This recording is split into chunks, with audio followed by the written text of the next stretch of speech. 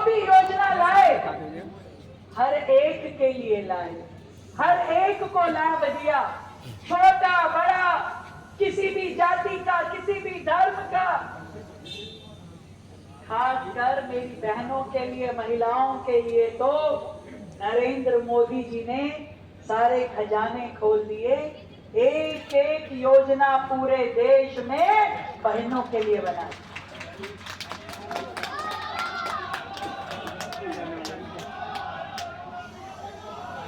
क्या नरेंद्र मोदी जी के आने से पहले देश में सबके खाते होते थे?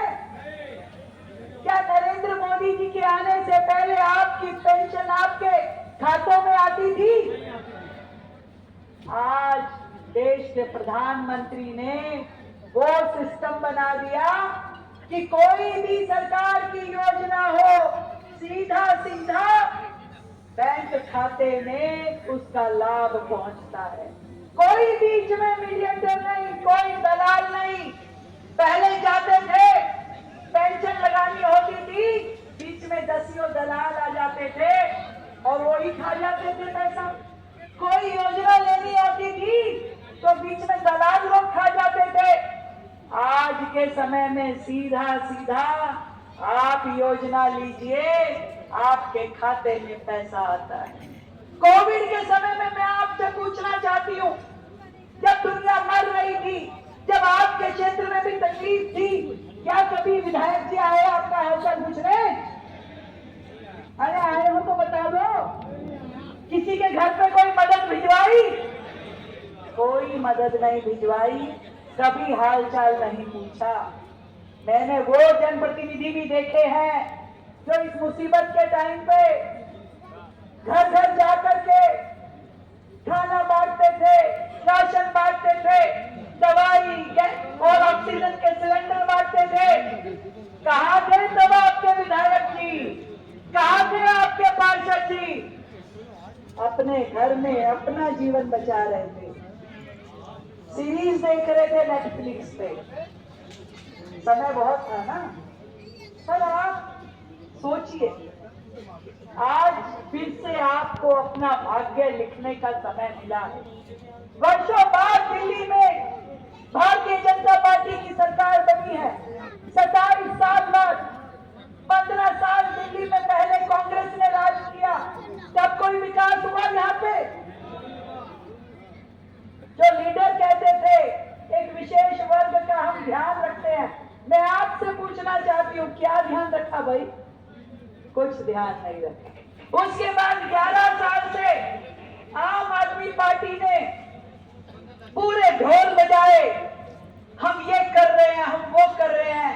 आप मुझे अपने क्षेत्र में बता दो एक काम जो उन्होंने किया हो।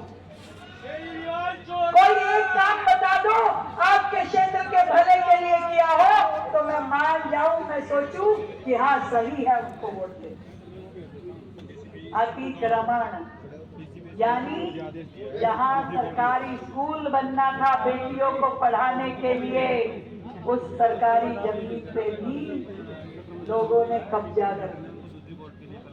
ये गुंडागर्दी की राजनीति कब तक चलेगी भैया? कब तक भ्रष्टाचार की राजनीति यहाँ चलेगी? कब आप लोग अपने बच्चों के भविष्य के लिए काम करेंगे?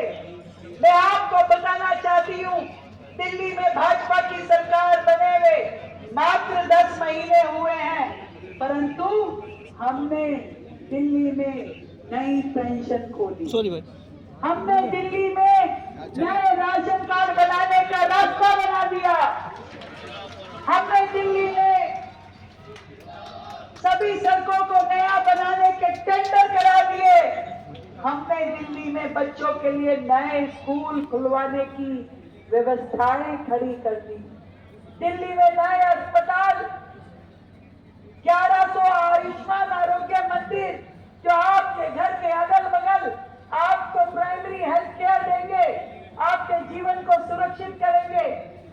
ये नरेंद्र मोदी जी का विजन है भैया। नरेंद्र मोदी जी कहते हैं सत्ता सुख भोगने के लिए नहीं है, सेवा करने के लिए है, जनता की सेवा करने के लिए, लोगों की सेवा करने के लिए। सुनील भाई को हमने यहाँ से पार्षद का प्रत्याशी बनाया है। सुनील भाई वर्षों से आपके बीच में काम कर रहे हैं, लगातार इस क्षेत्र की सेवा करते हैं। कोई नया नाम है क्या? वर्षों पुराना नाम जो हमेशा आपका भाई बनके, बेटा बनके आप लोगों के बीच में रहा है, जिसने इस क्षेत्र के लिए काम किया है। मैं आज इस जनसभा के माध्यम से आपसे एक बात कहना आई। आपकी ये मुख्यमंत्री बहन आज आपको एक बात कहना चाहती है कि बदल दीजिए ये माहौल, एक बार अपने आप को मौका दीजिए, इस चांदनी महल को मौका दीजिए, विकास का मौका। वर्षों आपने उनको मौका दिया, कोई बात नहीं, आपने देख लिया किसने क्या किया। मैं आपको विश्वास दिलाती हूँ, इस बार आप अपना यहाँ से भाजपा के प्रत्याशी को जिताइए। इस पूरे चेहरे को, इस पूरे क्षेत्र के चेहरे को बदलने की मैं आपको विश्वास दिलाती हूँ। यहाँ की सड़कें नहीं बनाने का मैं आपको विश्वास दिलाती हूँ। यहाँ पे नई पाइपलाइन डालने का मैं आपको विश्वास दिलाती हूँ। ये तारों का जाल जो आपके गले का जंजाल बना है, इसको अंडरग्राउंड करवाने का मैं आपको विश्वास दिलाती हूँ। बच्चों के लिए नए स्कूल, आपके लिए नए अस्पताल, सारी सड़कों को ठीक करवाना, नाले नालियों को बनवाना, सारे काम करना चाहते हैं भैया, पर करें कैसे? करें कैसे? विधायक हमारा नहीं, पार्षद हमारा नहीं, कैसे काम करें? कोई योजना लेके आते हैं, जैसे स्कूल बंद करवाया ऐसे ही सारी योजना बंद करवा देते हैं। कोई योजना इस क्षेत्र में लाने नहीं देते। उनको लगता है ये योजना आ गई तो इनका नाम हो जाएगा, बीजेपी का नाम हो जाएगा, मुख्यमंत्री का नाम हो जाएगा, सांसद का नाम हो जाएगा। अरे भाई, नाम तो उसी का होगा जो काम करेगा। हमें क्या दिक्कत है, वो काम करे ना। क्यों आज तक सालों से इस क्षेत्र की गद्दी पकड़ के बैठे हैं? क्या एक नया स्कूल भी बनवा पाए? यहाँ के बच्चों को कहां कहां जाना पड़ता है, कितनी तकलीफ उठानी पड़ती है।